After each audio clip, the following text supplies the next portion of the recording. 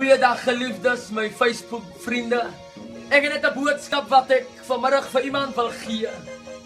Die Bybel praat 'n baie belangrike ding in Levitikus 6.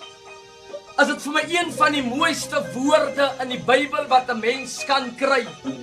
Waar die Here sy hart, God deel, Here prysie, God deel sy hart met Moses.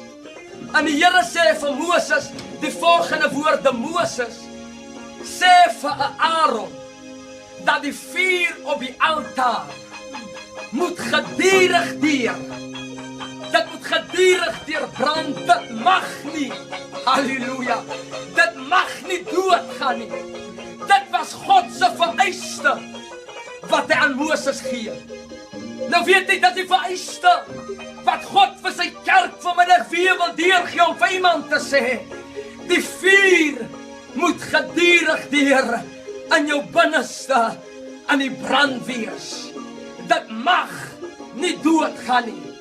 En weet jy, die Here het met my in hierdie afgelope tyd, het die Here met my 'n diep ding gepraat en vir my gesê, die rede hoekom die altaar van God leeg is en dan nie 'n offer op die altaar is nie, dis as gevolg van die vuur, die priesters wat nie met die vuur van God aan hulle harte het nie.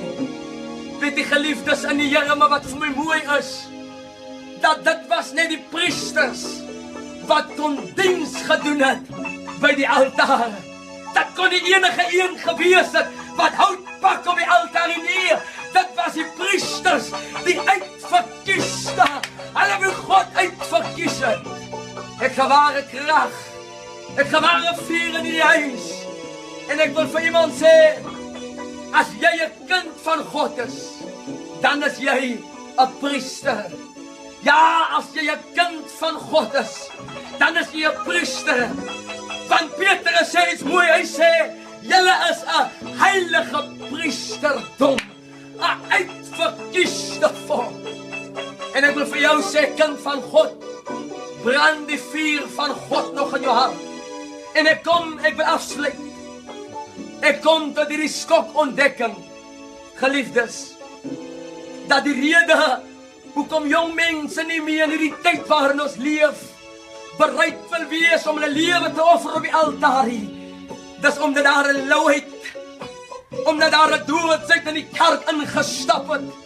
En baie manne en vroue wat baie jare terug die fakkel van God gedra, hulle het hulle vuur verloor. Hulle het God se salwing verloor. Hulle het God se roeping verloor. Hulle het die gawes van die Gees verloor. Maar weet, God is besig om sy kerk voor te berei om weer vuur los te maak oor sy kerk. 'n vuur wat mense gaan trek. 'n vuur wat Suid-Afrika gaan omkeer. 'n geware vuur wat gaan opstaan in hierdie laaste dae, waar God jong manne, jong meisies gaan salf met 'n salwing uit die hemel uit, en wat God hierdie Suid-Afrika gaan omkeer.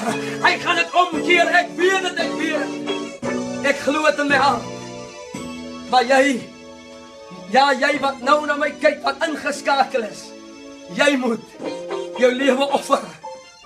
Nou ons kan bid tot ons blou raak. Daarom kry ons 'n konsert godsdiens.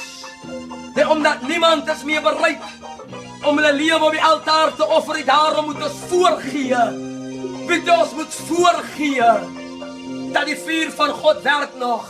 Maar weet jy, dit skokkende nie, ons kan maar blou bid, ons kan maar bid tot ons blou raak.